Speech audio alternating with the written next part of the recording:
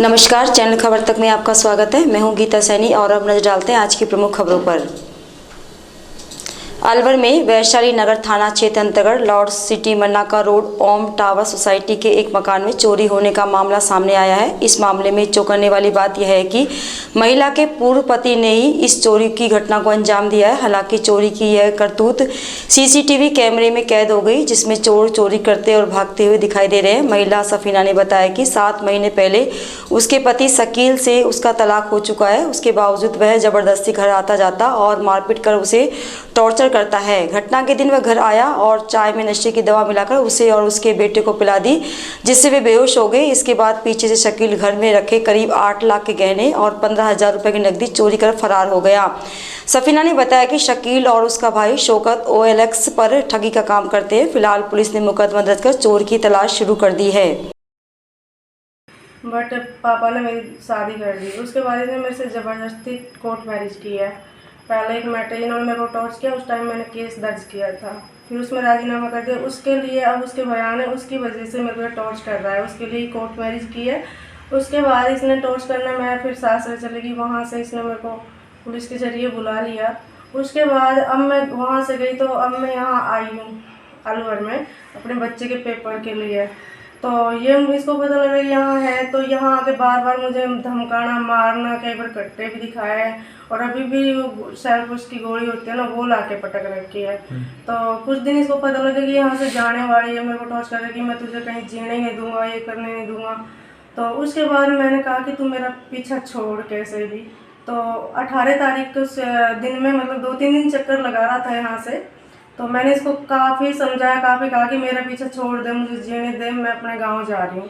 तो उसके बाद क्या हुआ कि 18 तारीख को शाम को इसने आके चाय बनाई थी यहाँ पे रसोई में। तो चाय बनाने के बाद में इसने टैबलेट जो नशे की होती है वो दिए, एक मेरा बच्चा उसके अयान के लिए, मेरे लिए। तो रात के करीब 11-12 बजे समथिंग अलमारी की चाबी मेरे पास थी। हम तो नशे में थे, हमें तो आँख ही नहीं खुली। तो इसने सारा जेवर था मेरा, हंसली 2 तोले का ज्वेलरी था, 2 तोले की चैन थी, एक अंगूठी थी आधे तोले की और 1 किलो चांदी थी समथिंग, हार वगैरह जो होते हैं हमारे वो थे। सारे निकाल के लेके और कुछ पैसे थे वो निकाल के लेके सुबह मेरी 6 बजे आँख खुली तो सब कुछ खुला दिखा मुझे, अलमारी, गेट वेट। मैं नीचे भगी गार्ड के पास, मैंने कहा अंकल ऐसे ऐसे यहाँ से कोई गया। उन्होंने, वो नया गार्ड था, उसको नहीं पता था कौन था, हाँ गया है। तो मैंने फोटोज निकलवाई है, उसमें ये भागता हुआ दिख रहा है। उसके बाद मैं घर पे कमरे पे आई हूँ तो बच्चे की हालत उल्टी तो ये बेहोश हो गया। फिर इसको लेके मैं हॉस्पिटल गई हूँ, इसको एडमिट किया। फिर मैंने इसको फ़ोन भी किया कि मेरा जेवर दे दो आप, और मेरे बच्चे की हालत ख़राब है, आप मुझे जेवर लेके दो। तो इसने हाँ लिया कि हाँ मेरे पास जेवर है, मैं 1 घंटे में आ रहा हूँ, 2 घंटे में आ रहा हूँ। फिर कह रहा है कि मेरा बयान दे दे, 27 तारीख का, मैं 28 तारीख को तेरे को जेवर दे दूंगा। उसके बाद ये नहीं माना। तो मैं वहाँ इनके गांव में भी गई सन 21 तारीख को, नहीं 20 तारीख को गई थी। तो इन्होंने, ये तो वहाँ से भागे मेरे को धमकी दे दा के। इसके घरवाली जो सब्बा है वो और इसके फैमिली परिवार है वो सब मेरे से झगड़ा किया है, मेरे को खूब गाली गलौज दी, जो भी हुआ। मैंने फिर वहाँ फ़ोन भी किया था 100 नंबर पे कि यहाँ मेरे साथ ऐसा हो रहा है। उन्हों का कॉल आया था, उन्होंने कहा कि आप रिपोर्ट दर्ज करो अलवर जाके, और जहाँ भी घटना हुई है। ये जेवर कितने के थे पूरे करीब? समथिंग 7-8 लाख का जेवर है। 7-8 लाख का। हाँ। और नगद कितने के? नगद 15,000 के हैं। और पहले भी वो कई बार लेके गए हैं मेरे से, पहले भी जेवर लेके गए हैं, पहले भी मैंने दर्ज की थी। लेकिन क्या है कि मैंने सोचा कि मुझे इतना वो नहीं करना, ये मान जाएगा, मेरा पीछा छोड़ देगा, मेरे को टॉर्च करता है, क्योंकि ये 2 नंबर का काम करता है। दोनों भाई करते, भाई भी एक दिन गेट पे मारने के लिए आया था। क्या नाम उसके भाई का? शौकत है उसका भाई का। क्या करते हैं ये दोनों? ये दोनों OLX से काम करते हैं, पैसा भी निकालते हैं। और ये मुझे इतना टॉर्च करते हैं, दोनों की, दोनों भाई की, जिसकी कोई हद नहीं, इसकी बैरबानी, इनकी सबकी मेरे पास रिकॉर्डिंग भी है, जो मेरे को धमकी देते हैं, मारने की धमकी देते हैं। ये सब मेरे को इतना टॉर्च किया है कि मुझे पता है, इसके पास रिकॉर्डिंग फोटो उनकी धमकी देते हैं। कभी कहते तेरे को जान से मार दूंगा, कभी कह रहे तेरी नाक काट दूंगा। मतलब मेरे को कह रहे तू कहीं भी चली जाए, तुझे मैं जीने ही नहीं दूंगा। अब आपने रिपोर्ट दर्ज करा दी है? मैंने रिपोर्ट कल दर्ज कराई है, सर ने दर्ज कर ली है मेरी रिपोर्ट। अब देखो कार्रवाई क्या होती है, वो बोल रहे हैं कि कार्रवाई कर रहे हैं। देश में अलग अलग जगह पर होली के मौके पर कुछ न कुछ परंपराएं और संस्कृति है जो आज भी चली आ रही है। ये आयोजन होली को यादगार बना देते हैं। अलवर में भी होली के अवसर पर खास तौर से सेठ सेठानी का नानकशाही स्वांग निकाला जाता है। स्वांग निकालने की परंपरा राजशाही समय से चली आ रही है। पहल सेवा संस्था की ओर से होली से पहले यह स्वांग निकाला जाता है, जिसमें होली की मौज मस्ती के साथ साथ सामाजिक संदेश भी दिया जाता है। सेठ सेठानी के स्वांग में एक मुनीम अपनी सुंदर सेठानी को ऊंट पर बैठाकर उगाही करने निकलता है और इसी दौरान एक फकीर सेठानी पर मोहित हो जाता है। सेठ और फकीर के डायलॉग ही इस स्वांग का मुख्य आकर्षक होते हैं। शहर के काशीराम चौराहे से मंत्री संजय शर्मा ने स्वांग को हरी झंडी दिखाकर रवाना किया। इसके बाद यह स्वांग शहर के मुख्य मार्गों से निकाला गया। इसका लोगों को साल भर इंतजार रहता है। स्वांग जो है लोक परंपरा का है और अलवर में ये स्वांग जो है वो करीबन 150 साल से निकाला जाता रहा है।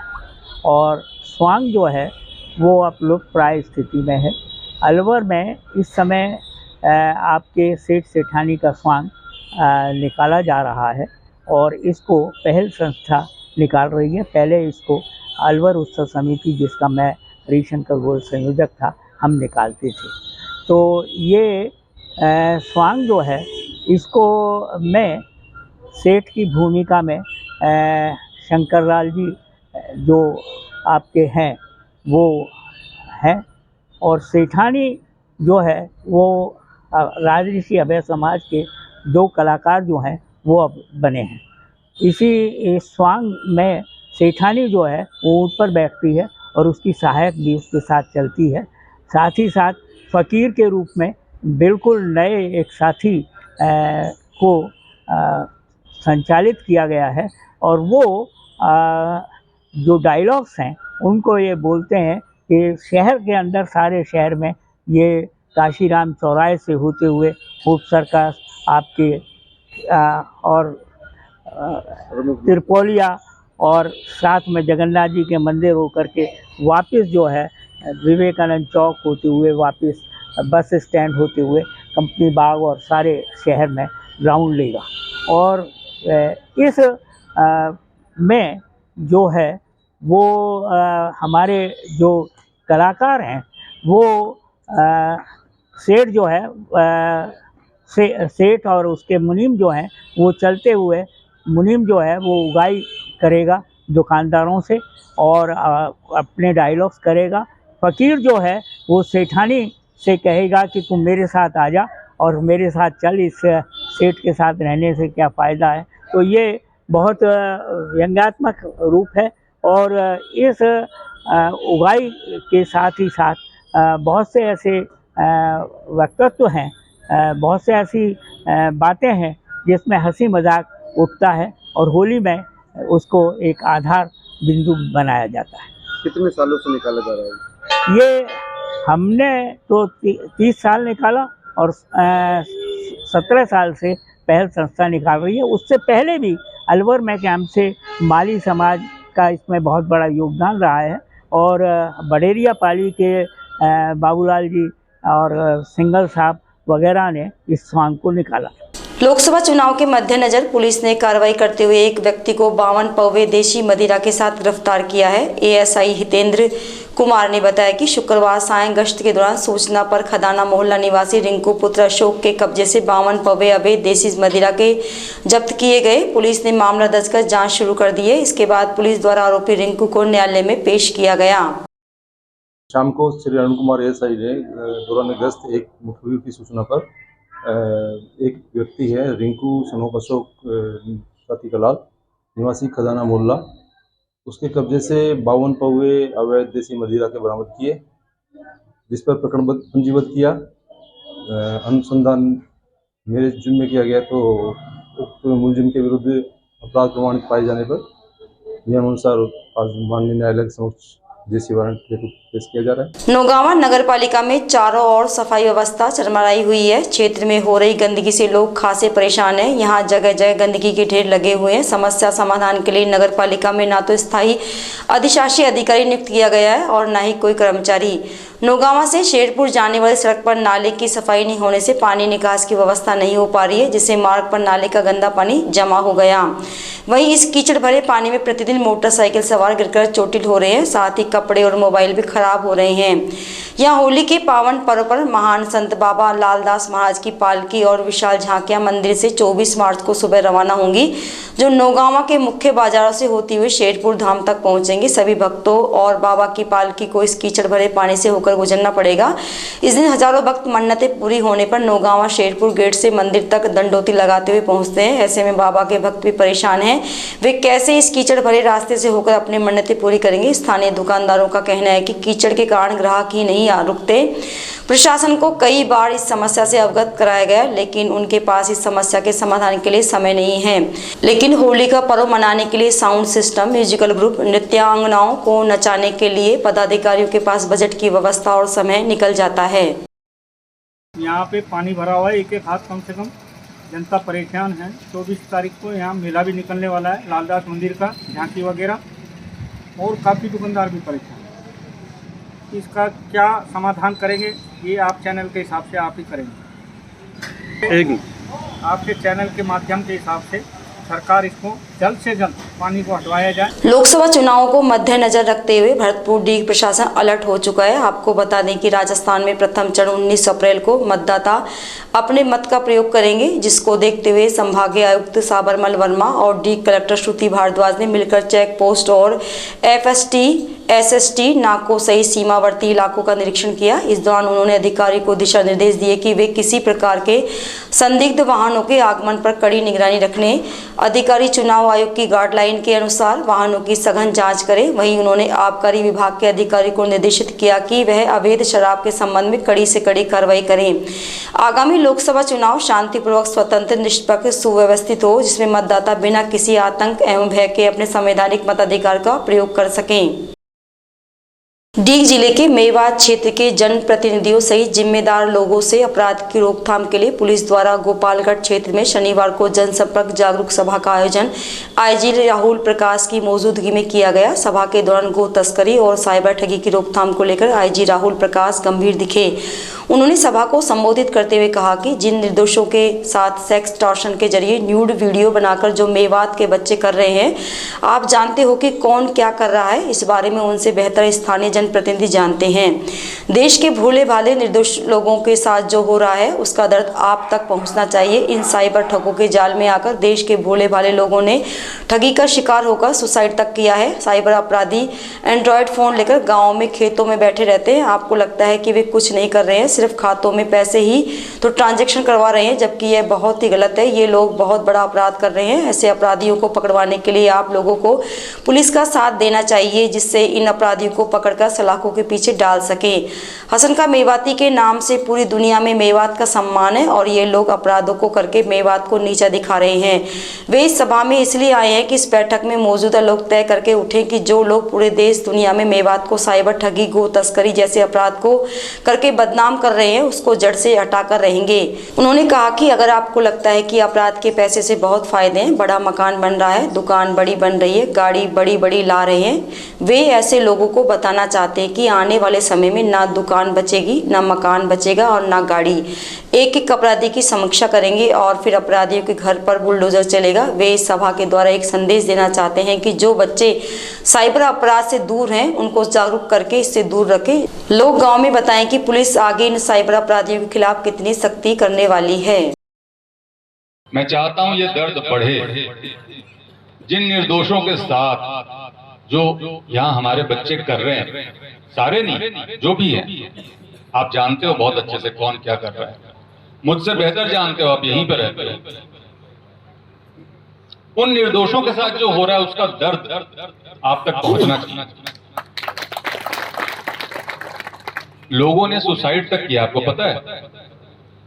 हमारे साइबर अपराधी जो कि एक मोबाइल फोन लेकर के लाइन लगा के बैठे रहते हैं, आप देखते होंगे बाजारों के किनारे, नहर के किनारे, उनके आपको लगता है कुछ नहीं कर रहे हैं, मोबाइल पे पैसे तो ट्रांसफर करा रहे हैं, छोटे मोटे अपराध कर रहे हैं, जो एसपी साहब भी कह रहे थे। उससे लोगों ने सुसाइड तक किया, आत्महत्याएं की। एक बुजुर्ग मेरे पास आए, जो साहब बता रहे थे, वैसी घटना मैं बता रहा हूँ। एक बुजुर्ग मेरे पास आए जब मैं क्राइम ब्रांच में था, रिटायर्ड कर्मचारी थे, 60-65 लाख उनकी पूरी जिंदगी भर की कमाई थी उनके पास, पूरे के पूरे पैसे उन्होंने दे। उन्होंने कहा कि साहब मेरा एक ऐसा वीडियो रिकॉर्ड कर लिया और मुझे ब्लैकमेल करना शुरू किया पुलिस बन करके, और मेरे घर में जवान लड़के हैं, उनकी पत्नियां हैं, और मेरे पोतियां भी जवान हो गई हैं। मान लीजिए अगर ऐसा कोई बात उनको पता चल जाती तो मैं तो सुसाइड कर लेता। तो मैंने 60 लाख रुपए देता गया और सारी मेरी जमा पूंजी चली गई। अभी भी मुझे धमका रहा है। तब वो मेरे पास आया जब उसके सारे पैसे खत्म हो गए। तो हम लोग किस तरह के काम की तरफ अपने बच्चों को धकेल रहे हैं, इस विषय पे ही बात करने के लिए मैं आपके बीच में आया। मुझे या जो पुलिस के यहाँ पे अधिकारी बैठे हैं, इनको क्या तकलीफ है आप बताइए। आप जो भी अपराध के बारे में हम बात कर रहे हैं, चाहे गो हत्या है, चाहे साइबर क्राइम है, व्यक्तिगत तो कोई तकलीफ नहीं है। हम आपकी तकलीफ के लिए आपके बीच में आए हैं, ये आपको समझना पड़ेगा। मैं डीग के एक नागरिक के तौर पे आपके बीच में आया हूं, क्योंकि आप देख रहे हो आपके बच्चे खराब हो रहे हैं। वो खराब बच्चे आपकी महिलाओं को खराब कर रहे हैं, आपके पड़ोस में जो लड़कियां उनको खराब कर रहे हैं, जैसा आप बता रहे थे। उन बच्चों के कारण वो निर्दोष भी परेशान हो रहे हैं, जो आप कह रहे हैं कि रातों में पुलिस इनको वेरीफाई करने के लिए ले जाती है। तो उसकी जड़ में तो जाना पड़ेगा ना कि आखिर ये उद्भूत कहां से हो रहा है, उत्पन्न कहां से हो रहा है, और उनके लिए हम क्या कर रहे हैं। अगर हाथ उठा करके हम यहाँ पे पूछे कि कितने लोगों ने खुद साइबर क्रिमिनल्स की सूचना पुलिस तक जाके दी है, तो शायद यहाँ 5-10 से ज्यादा लोग हमें नहीं मिल पाएंगे। हम आगे बढ़ के उनके बारे में नहीं बताते। मैं चाहता हूं कि हम बताएं, आगे बढ़ते बताएं, और साथ में उनको भी बताएं कि पुलिस तुम्हारे साथ जो कुछ भी करेगी कानूनन तौर पे, उसमें हम बीच में कहीं आने वाले नहीं हैं। आप ये सोचो कि सरपंच साहब बचा लेंगे, प्रधान साहब बचा लेंगे, कोई जनप्रतिनिधि बचा लेगा, कोई प्रभावशाली व्यक्ति बचा लेगा, तो वो गारंटी तो मैं एसपी साहब और अपनी तरफ से दे रहा हूं आपको कि कोई नहीं बचा पाएगा। और मैं इसलिए भी आपके बीच में आया कि मैं ये आपको बताऊं कि मेवात जिस चीज के लिए जाना जाता था, हसन खां मेवाती के नाम पे मेवात का कितना सम्मान है, यही नहीं पूरी दुनिया में सम्मान है। और जो बता रहे थे एक भाई साहब मेरे यहाँ पे कि कितना ब्रेन है यहाँ पे। यहाँ के आप मैकेनिक्स को देख लीजिए, यहाँ के ड्राइवर्स को देख लीजिए, इवन जो अपराध कर रहे हैं उसमें भी अगर आप केवल उसके ब्रेन के पार्ट को देखो, टेक्निकल पार्ट को देखो, तो कितने शार्प हैं बच्चे हमारे, और उनको हम सही दिशा नहीं दिखा पा रहे। जिम्मेदारी किसकी है? आपकी और हमारी। तो हम बीच में बैठ करके ये बात तो करें कि हम इनको कोई दिशा देना भी चाहते कि नहीं देना चाहते। अगर हमें लग रहा है कि अपराध से आने वाले पैसे से फायदा बहुत है, मकान बड़े बन रहे हैं, दुकान बड़ी बन रही है, गाड़ियां बड़ी बड़ी आ रही हैं, तो मैं आपको ये भी बताना चाहूंगा कि आने वाले समय में न तो वो दुकान बचेंगे, न तो वो मकान बचेंगे, और गाड़ियां तो शायद नहीं बच रही। एक एक काम पीछा करेंगे। बुलडोजर चलेगा, बुलडोजर चलेगा, अपराधियों के घरों पे चलेगा, 100% चलेगा। हम चाहते हैं कि उसके पहले हम लोग ऐसे कदम उठाएं कि जो बच्चे अभी इससे दूर हैं, कम से कम वो उसकी तरफ आकर्षित नहीं। आप बताएं कि पुलिस कितनी सख्ती कर रही है और कितनी सख्ती करने वाली है। इसलिए मैं आपके बीच में आया, और मैं किसी भी तरीके से किसी का नुकसान, किसी का बुरा नहीं चाहता। जो शिकायतें थी कि साहब हमें वेरिफिकेशन के नाम पे परेशानी होती है, कतई हम नहीं चाहते। हम क्यों चाहेंगे? आप सोचिए, जब पुलिस किसी के घर में घुसती है तो वहां की महिलाओं की क्या स्थिति होती है, आप सोचिए जरा। जो माताएं होती हैं वहां पे, जो बहनें होती हैं, वो किस तरीके से बेचारी अपनी इज्जत को बचा के कहीं किसी कोने में दुपक रही होती है, छुप रही होती है। क्या देख के अच्छा लगता है हमें? बिल्कुल भी नहीं लगता। लेकिन वो जो नालायक जिसके कारण ये स्थिति आ रही है, उसको पकड़ के, कान पकड़ के हम कभी पुलिस को देके आ रहे हैं क्या? इसके लिए मैं आपके बीच में, मैं ये अपेक्षा करता हूं कि आज के इस बैठक, इस मीटिंग में हम ये तय करके उठे कि जो लोग भी हमारी पूरी कौम को खराब कर रहे हैं, जो लोग भी हमारी पूरी नस्ल को खराब कर रहे हैं और पूरे देश दुनिया में हमारी बदनामी करा रहे हैं मेवात के नाम पे, उस बीमारी को हम यहां से दूर हटा के रहेंगे। गो हत्या और गो तस्करी आप बता रहे हैं कि 80% कम हो गई, 90% कम हो गई, बहुत खुशी की बात है। गो हत्या के पक्ष में भी कई लोग अपने तर्क दे जाते हैं कभी कभी। कई बार आपने सुने होंगे कुछ ऐसे भी ख्यालात रखने वाले होते हैं, देश विदेश के होते हैं, कई बार भारत के नहीं होते, कि भाई खान पान की सबको छूट है, कपड़े पहनने की सबको छूट है। ठीक है, छूट है, लेकिन जो इस देश का कानून है, जो इस देश का संविधान है, जिसके कारण हम लोग को आजादी के साथ रहने की ताकत मिली है, अधिकार मिला है, क्या हम उस कानून को नहीं मानते? क्या हम ये बताना चाहते हैं? जो हमारे देश का कानून है उसको हम नहीं मानते, जो हमारे देश की संस्कृति है, हमें पता है कि हो सकता है किसी देश विदेश की संस्कृति में ऐसा हो जहां की गाय की पूजा नहीं होती, लेकिन हमारे देश की संस्कृति में गाय को माता मानते हैं, पूजा करते हैं। डीग पुलिस और एसएसटी ने संयुक्त कार्रवाई करते हुए वाहन चेकिंग के दौरान 18,69,450 रुपए जब्त किए। डीग उपखंड अधिकारी रवि गोयल ने बताया कि 2024 लोकसभा चुनाव को मद्देनजर रखते हुए आदर्श आचार संहिता के नियमों की पालना करते हुए पुलिस और एसएसटी टीम बॉर्डरों पर नाकाबंदी करते हुए आने जाने वाले वाहनों की सघन जाँच कर रही है। इस दौरान शनिवार को डीग कुम्भेर वहज नाके पर एक गाड़ी को रुकवाया गया, जिसकी तलाशी ली गई तो उसमें 18,69,450 रुपए मिले। जब उत्तर प्रदेश अलीगढ़ निवासी मनोज पालीवाल से रकम के बारे में पूछा तो वह संतोषपूर्वक जवाब नहीं दे पाया। उसने बताया कि वह इन पैसों को वृंदावन से जयपुर ले जा रहा है। इसके बाद रुपयों को जब्त करके आयकर विभाग अधिकारी को मौके पर बुलाया, जिनके द्वारा अग्रिम कार्रवाई करते हुए जाँच की जा रही है। लोकसभा चुनाव 2024 के संदर्भ में एसएसटी नाका पर बहस पर आज 18,69,000 रुपये की कार्रवाई की है। एसएसटी प्रभारी रणधीर सिंह और प्रशासन पुलिस के साथ में ये जॉइंट कार्रवाई की गई है। इसमें निष्पक्ष और निर्भीक चुनाव कराने के लिए अच्छी कार्रवाई रही है और इससे मैसेज दिया गया है कि निष्पक्ष चुनाव कराए जाएंगे। ये बैच चौकी के पास में एसएसटी टीम और बैच चौकी के दोनों के समन्वय से एक बहुत बड़ी कार्रवाई की है, जिसमें 18,69,000 रुपये सुबह जब्त किए। लोकसभा चुनाव को निर्भीक और इस तरह से कराने के संबंध में एक बहुत बड़ी कार्रवाई है। मतदान जागरूकता के लिए बानसूर में अनूठी पहल देखने को मिली। यहां लोकसभा चुनाव में अधिक से अधिक मतदान करने के लिए लोगों को प्रेरित किया। इसके साथ ही फागोत्सव के चलते ढप और चंगी की थाप पर मतदान जागरूक रैली निकाली गई। यह रैली हर्बल गुलाल के साथ फॉग गीतों पर स्कूली और कॉलेज छात्रों द्वारा कस्बे के मुख्य मार्गों से निकाली गई। इसके बाद रैली तहसील कार्यालय पहुंची, जहां तहसीलदार गजेंद्र सिंह राठौड़ द्वारा मतदान जागरूकता रैली का स्वागत किया गया। इस मौके पर समाज सेविका अंजू मीणा सहित बड़ी संख्या में विद्यार्थी, अध्यापकों सहित काफी संख्या में ग्रामीण मौजूद रहे।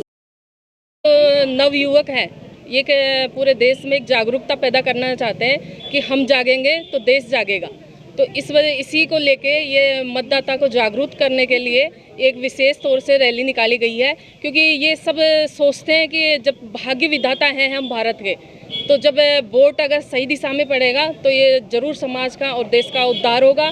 इसी की जागरूकता के लिए इन बच्चों में उत्साहवर्धन है और सब नागरिकों को जागरूक करने के लिए ये जो रैली निकाली गई है। और सभी मतदाताओं से मैं आग्रह करती हूँ, हाथ जोड़कर विनती करती हूँ कि वो वोट देने जरूर जाएं, क्योंकि उनका एक एक वोट है वो देश के लिए बहुत कीमती है। इसलिए सभी जागे। और इन बच्चों से भी अनुरोध करती हूँ कि घर पे जितने भी मतदाता हैं उनको आप वोट डालने के लिए जागरूक करें, चाहे वो अपने पास में हो या बाहर भी जाके इसकी जागरूकता करें, और यही इसका मेन उद्देश्य है। बानसूर कस्बे में वाहन चालक यातायात नियमों की खुलेआम धज्जियां उड़ा रहे हैं। यहाँ शनिवार को सरियों और लोहे की गाटरों से ओवरलोड भरी पिकअप गाड़ी का अगला हिस्सा उठ गया।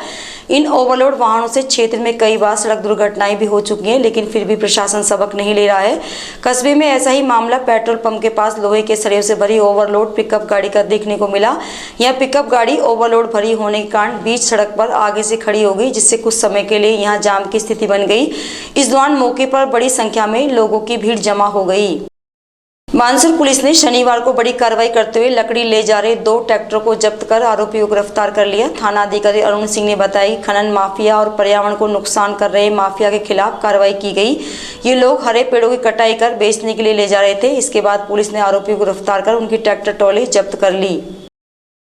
लोकसभा आम चुनाव को लेकर निर्वाचन व्यय पर्यवेक्षक रत्नेश कुमार सिंह शनिवार को बानसूर पहुंचे। इससे पूर्व उन्होंने कोटपुतली रोड बुटेरी टोल नाके पर एफएसटी और निगरानी दल का निरीक्षण किया। पर्यवेक्षक रत्नेश कुमार ने पंचायत समिति सभागार में निर्वाचन व्यय से संबंधित अधिकारियों की बैठक ली। बैठक के दौरान उन्होंने लोकसभा आम चुनाव में राजनीतिक दलों और प्रत्याशियों द्वारा किए जा रहे चुनावी खर्च पर सघन निगरानी रखने, चुनावी सभाओं रैलियों की वीडियोग्राफी करने के दिशा निर्देश दिए। वहीं पुलिस अधिकारियों और एफएस टीम सदस्यों को आपत्तिजनक सामग्रियों की जब्ती कार्रवाई करने एवं नाकेबंदी पर वाहनों की सघन जांच करने के दिशा निर्देश प्रदान किए। इस दौरान बानसूर उपखंड अधिकारी रविकांत सिंह, डीएसपी सत्यप्रकाश, थाना अधिकारी अरुण सिंह, तहसीलदार गजेंद्र राठौड़ सहित प्रचार प्रसार अधिकारी मौजूद रहे। बानसूर पुलिस ने ट्रैक्टर ट्रॉलियों में अवैध खनन के पत्थर और बजरी भरकर ले जा रहे आरोपियों को गिरफ्तार करते हुए ट्रैक्टर ट्रॉलियों को जब्त कर लिया। थाना अधिकारी अरुण सिंह ने बताया कि डीएसपी सत्यप्रकाश मीणा के नेतृत्व में अवैध खनन दोहन कर ले जा रहे माफिया के खिलाफ कार्रवाई की गई। ये लोग ट्रैक्टर ट्रॉली में पत्थर और बजरी भरकर दोहन कर रहे थे।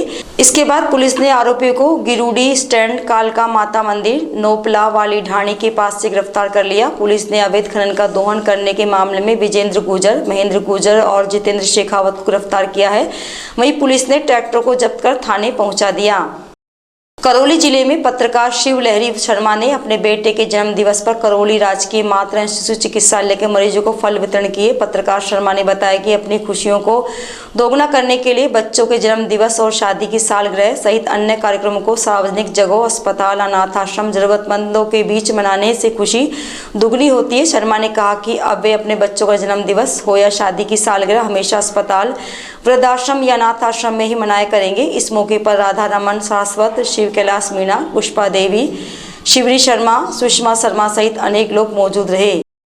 किशनगढ़ बास क्षेत्र के कांकरा गांव के पास सुखपाल गुजर की ढाणी में नकली डीजल और पेट्रोल तैयार करके बाहर भेजा जाता है। डीएसटी की सूचना पर पुलिस अधीक्षक मनीष चौधरी, अतिरिक्त पुलिस अधीक्षक रतनलाल भार्गव, पुलिस उपाधीक्षक राजेंद्र सिंह राठौड़ और थाना अधिकारी जितेंद्र सिंह शेखावत में जाप्ते मौके पर पहुंचे।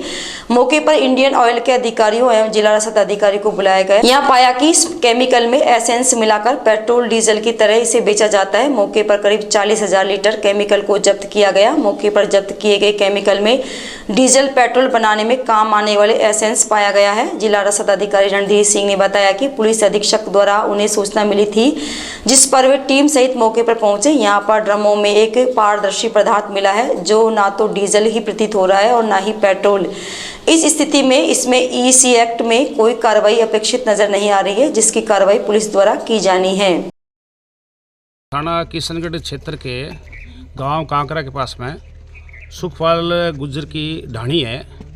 वहाँ पर नकली डीजल और पेट्रोल बड़ा करके तैयार करके भेजा जाता है। डीएसटी की सूचना पर एसपी साहब, मैं सीओ साहब, पूरा स्टाफ यहाँ पर आया। इंडियन ऑयल के अधिकारियों को बुलाया गया, डीएसओ बुलाया गया और उसके बाद में ये देखा गया कि ये कोई केमिकल पदार्थ है जिसमें एसेंस मिला करके और पेट्रोल डीजल की तरह बेचा जाता है। ये तकरीबन 40,000 लीटर के कप लगभग इसको जब्त किया गया है और अभी आगे की कार्यवाही इसमें की जा रही है। पूछताछ किया जा रहा है, अनुसंधान किया जा रहा है, उसके बाद स्थिति स्पष्ट होगी। केमिकल जो केमिकल है उसमें एसेंस मिलाया हुआ जो बनता है डीजल पेट्रोल है वो पाया गया। ये टेलीफोन पर सूचना मिली थी पुलिस अधीक्षक महोदय द्वारा, तो यहाँ मौके पर हम आए हैं। मौके पर ये इन मकानातों में ड्रमों में एक पारदर्शी तरल पदार्थ मिला है जो न तो डीजल ही प्रतीत हो रहा है न ही पेट्रोल है। तो ऐसी स्थिति में इसमें ईसी एक्ट के तहत कोई कार्रवाई अपेक्षित नज़र नहीं आ रही है, जिसकी कार्रवाई पुलिस के द्वारा की जानी है। तो उनको हम हमारी रिपोर्ट पेश कर रहे हैं। सेल्स ऑफिसर श्री शुभम भी यहाँ उपस्थित हैं। उनके द्वारा इस तरल पदार्थ की डेंसिटी जांची गई, तो इसमें आगे की कार्रवाई उनके द्वारा की जाएगी। जबकि ये कहना अभी नहीं आई है, मतलब अभी जांच आई नहीं है। तो आप ये कैसे पारदर्शी तरल पदार्थ है, तो वो न तो डीजल की श्रेणी में आ रहा है न ही पेट्रोल की श्रेणी में आ रहा है। इसको की जाएगी। मौके पर कौन कौन से अधिकारी पहुंचे? जिला अधिकारी और यहाँ की जो प्रवर्तन अधिकारी हैं रेखा जी, वो पहुँचे हैं।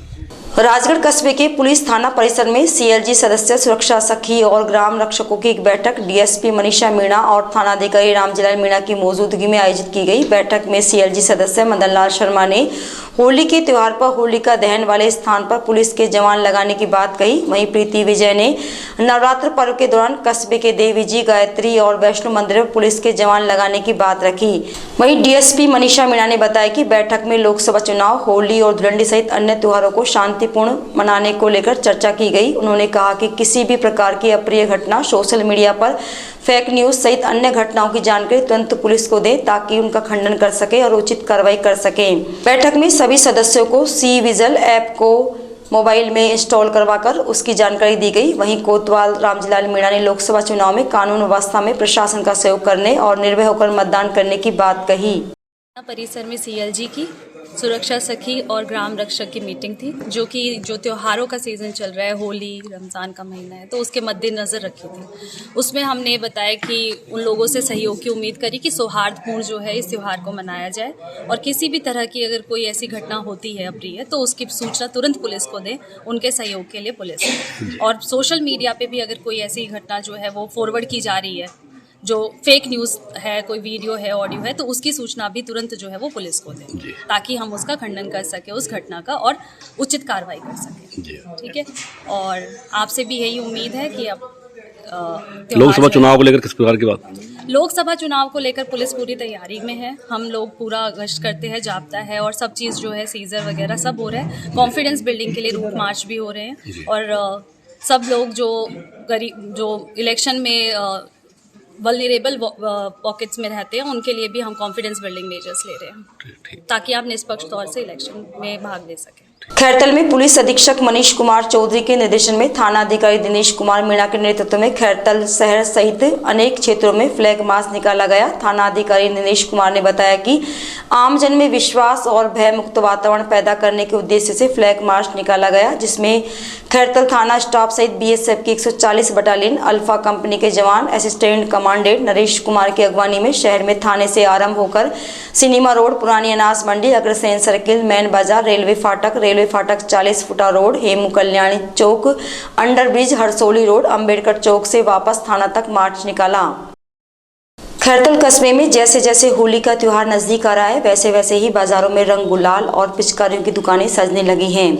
इधर मिठाइयों की दुकानों पर बन रहे घेवर लोग खरीद रहे हैं। वहीं कस्बे में जगह जगह लग रही रंग गुलाल की दुकानों पर लोगों की भीड़ देखने को मिल रही है। इधर मिनी सदर बाजार के संचालक ने बताया कि इस बार होली के त्योहार पर बच्चों के लिए अलग अलग तरह की पिचकारियां बाजारों में आई हैं। इन दुकानों पर लोग सुबह से ही खरीदारी करने पहुंच रहे हैं। वहीं जोधपुरी स्वीट संचालक गोपाल सिंह ने बताया कि होली के 3 दिन के त्योहार को लेकर घेवर और जलेबी की बिक्री अच्छी हो रही है। वहीं प्रभुजी स्वीट्स से संचालक कालू ने बताया कि होली के त्योहार पर बाहर से आए कारीगरों द्वारा अच्छी किस्म के घेवर तैयार किए जा रहे हैं, जिससे लोग अपनी मनपसंद के घेवर खरीद रहे हैं। इधर खैरतल थाना अधिकारी दिनेश कुमार मीणा ने बताया कि होली के त्योहार को लेकर सभी बाजारों सहित रेलवे फाटक पर पुलिस व्यवस्था का पुख्ता इंतजाम किया हुआ है। पुलिस के जवान जगह जगह गश्त कर रहे हैं। खैरतल की इंदिरा हैप्पी स्कूल में तिलक होली खेलकर होली का पर्व मनाया गया। इस दौरान नगर परिषद स्वयं सहायता ग्रुप द्वारा निर्मित हर्बल गुलाल के पैकेट बच्चों को बांटे गए। कार्यक्रम के दौरान होली के अनेक गीतों पर बच्चों ने सामूहिक नृत्य किया। विद्यालय निदेशक पंकज खुराना ने बच्चों को जल बचाने का संदेश दिया। वहीं विद्यालय की फाउंडर इंदिरा पाल खुराना और प्राचार्य ज्योति ने बच्चों को होली की शुभकामनाएं दी। इस कार्यक्रम का मंच संचालन रिधिमा शर्मा, सानिया और गर्वी खुराना ने किया। कार्यक्रम में उपस्थित बच्चों ने सामूहिक नृत्य कर फूलों की होली का मजा लिया। राजगढ़ कस्बे के किडजी और माउंट लिटराजी स्कूल में होली का पर्व हर्षोल्लास के साथ मनाया गया। आयुषी जैन ने बताया कि होली के पर्व पर विद्यालय में विभिन्न प्रकार की प्रतियोगिताओं का आयोजन किया गया, जिसमें रंगोली और चित्रकला की प्रतियोगिताएं आयोजित की गई। चित्रकला प्रतियोगिता में तुषिका सैनी प्रथम, दृष्टि द्वितीय और मिष्टी तृतीय स्थान पर रही। वहीं रंगोली प्रतियोगिता में ओजस्वी विजय प्रथम, हिमाक्षी द्वितीय और राजुल सैन तृतीय स्थान पर रही। इसके बाद बच्चों ने अबीर और फूलों से होली खेलकर एक दूसरे को पर्व की शुभकामनाएं दी। इस दौरान ब्रज के रसिया गीतों पर नन्हे मुन्ने बालकों ने जमकर नृत्य किया। आज हमारे किड्जी माउंट लिटा जी स्कूल में होली उत्सव का आयोजन किया गया, जिसमें बच्चों ने अपने नन्हे नन्हे हाथों से एक दूसरे के गुलाल लगा के बहुत मज़े किए। हमारे स्कूल द्वारा चित्र प्रतियोगिता और रंगोली प्रतियोगिता का आयोजन किया, जिसमें बच्चों ने खूब बढ़ चढ़कर हिस्सा लिया। बच्चों ने फूलों को उछालकर उससे होली खेली और बच्चों ने बहुत आनंद उठाया, एक दूसरे को बहुत शुभकामनाएं दी। विराटनगर विधानसभा क्षेत्र में नवरंगपुरा रोड पर स्थित घाट वाले बालाजी मंदिर में चोरी की वारदात से हड़कंप मच गया। चोरी की है पूरी वारदात सीसीटीवी कैमरे में कैद हो गई। थाने के एएसआई श्रवण कुमार ने बताया कि मोटरसाइकिल पर बच्चों के साथ बैठकर आए एक महिला पुरुष ने चोरी की इस घटना को अंजाम दिया है। सीसीटीवी फुटेज में पुरुष मंदिर में बालाजी की मूर्ति से चांदी के 2 छत्र चुराता हुआ दिखाई दे रहा है। साथ ही बच्चा भी दान पात्र से पैसे निकालता नजर आ रहा है। फिलहाल पुलिस सीसीटीवी फुटेज के आधार पर चोरों की तलाश कर रही है। रैणी पंचायत समिति की ग्राम पंचायत माचाड़ी में स्थित भावना सीनियर सेकेंडरी विद्यालय में बच्चों द्वारा होली मिलन समारोह कार्यक्रम का आयोजन किया गया। इस समारोह में बच्चों ने गुलाल से होली खेलकर होली का आनंद लिया। साथ ही एक दूसरे को होली की शुभकामनाएं देते हुए भाईचारे से रहने का संदेश दिया। इस अवसर पर सभी बच्चों ने अपने शिक्षकों का चरण छूकर आशीर्वाद लिया। वहीं शिक्षकों ने भी सभी छात्रों को होली की शुभकामनाएं दी। इस दौरान सभी बच्चों को गौ माता के महत्व और उनके संरक्षण की जानकारी दी गई। अध्यापकों द्वारा बच्चों को होलिका और भक्त प्रहलाद के बारे में बताया गया। राजगढ़ पंचायत समिति क्षेत्र के डाबला मीणा गांव में RRPL क्रिकेट क्लब की ओर से 5 दिवसीय क्रिकेट प्रतियोगिता का शुभारंभ राव एजुकेशन अकेडमी की संचालिका डॉक्टर सवित्रा यादव के मुख्य आतिथ्य में किया गया। यादव ने क्रिकेट खेलकर प्रतियोगिता का उद्घाटन किया। प्रथम मैच गोल्डन स्टार बनाम 11 स्टार के मध्य खेला गया, जिसमें 11 स्टार ने 17 रन से गोल्डन स्टार को मात दी। इस अवसर पर कमेटी सदस्य धर्मू और JP मीणा ने बताया कि डॉक्टर सवित्रा यादव ने क्रिकेट क्लब को अपनी ओर से प्रोत्साहन राशि देकर खिलाड़ियों से खेल भावना से खेलने की बात कही। आदिवासी मीणा समाज के प्रदेश अध्यक्ष अमरचंद मीणा कार्यक्रम के विशिष्ट अतिथि रहे। इस दौरान सरपंच संघ अध्यक्ष राजेश मीणा, कमलेश मीणा, फीता कालूराम मीणा, गोकुल राम मीणा सहित बड़ी संख्या में पदाधिकारी मौजूद रहे। कमेटी सदस्य पुष्पेंद्र तिवारी ने बताया कि फाइनल मैच जीतने वाली टीम को प्रोत्साहन राशि के साथ मेडल और ट्रॉफी प्रदान की जाएगी। खेड़ली कस्बे में शनिवार को सैनी धर्मशाला सोखर रोड पर होली मिलन समारोह कार्यक्रम का आयोजन किया गया। इस दौरान नवनिर्वाचित अध्यक्ष मोहर सिंह आड़तिया ने अपनी कार्यकारिणी का गठन किया। इस बैठक में पुरुषोत्तम, सुरेश, धर्मपाल, मुकेश, मुरारी सैनी, रमेश, भजन, धारा, जगदीश, मानक, मोहन सिंह, रामेश्वर दयाल, मान सिंह, प्रीतम सहित सैनी समाज से जुड़े अनेक लोगों ने भाग लिया। बड़ौदा कस्बे के पुलिस थाना परिसर में शुक्रवार शाम CO कैलाश जिंदल के नेतृत्व में आगामी त्योहार और चुनाव को लेकर CLG सदस्यों और शांति समिति की बैठक का आयोजन किया गया। बैठक में थानाधिकारी बने सिंह ने होली के त्योहार को मद्देनजर रखते हुए भाईचारा और शांति बनाए रखने के लिए सभी से अपील की। उन्होंने कहा कि सभी को जागरूक रहकर अपने आसपास के माहौल का ध्यान रखना चाहिए। पुलिस को असामाजिक तत्वों के बारे में जानकारी देनी चाहिए। वहीं बैठक में कस्बे सहित आसपास के गाँव में कानून व्यवस्था और शांति व्यवस्था बनाए रखने को लेकर सदस्यों से बातचीत की। उन्होंने सभी से पुलिस प्रशासन का सहयोग करने की अपील की। भारतीय स्वाधीनता संग्राम के अमर सेनानी शहीद भगत सिंह, सुखदेव और राजगुरु का बलिदान दिवस समारोह शनिवार को जोश के साथ मनाया गया। इस कार्यक्रम को आकर्षक बनाने के लिए भगत सिंह चौराहे को रंग बिरंगे झंडे और बैनरों से सजाया गया। चौराहे पर सुबह से ही देशभक्ति के गीतों ने माहौल को जोश में बना दिया। कार्यक्रम संयोजक जोगेंद्र सिंह कोचर और सचिव प्रमोद मलिक ने बताया कि सुबह 8 बजे से ही बड़ी तादाद में समाज के सभी वर्गों के लोगों ने भगत सिंह की प्रतिमा पर माल्यार्पण कर आज़ादी के आंदोलन में कुर्बानी देने वाले शहीदों को नमन किया। इस अवसर पर कव्वाल हुकम सिंह, रौनक एंड पार्टी ने देशभक्ति से ओतप्रोत अनेक नगमे सुनाकर लोगों को झूमने पर मजबूर कर दिया। इस दौरान शहीद भगत सिंह की प्रतिमा पर कार्यक्रम के मुख्य अतिथि केंद्रीय पर्यावरण मंत्री भूपेंद्र सिंह यादव, वन मंत्री संजय शर्मा, घनश्याम गुर्जर, अजय अग्रवाल, अमरीक सिंह अदब, शशांक जलानी, हरिशंकर रावत, दौलत राम हजरती, दीवान चंद सेतिया, ओम प्रकाश सैनी, गिरीश गुप्ता, डॉक्टर अशोक पाठक, सुनील बिल्का, संजय नरुका, रेणु मिश्रा, रामचंद्र राग, रमेश जुनेजा, रामजस चौधरी, सुमन बिल्खा, अरुण जैन सहित अनेक गणमान्य नागरिकों ने माल्यार्पण किया।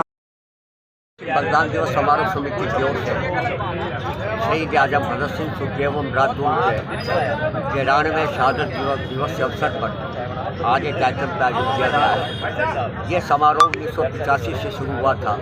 इस वर्ष से 40वें वर्ष में प्रवेश किया है। इस आयोजन के पीछे मुख्य उद्देश्य यह है कि आज़ादी के आंदोलन में जिन शहीदों ने बलिदान दिया, कुर्बानी दी, फांसी के फटकते पर जुम गए, उनकी याद को, उनकी शहादत को जिंदा रखा जाए।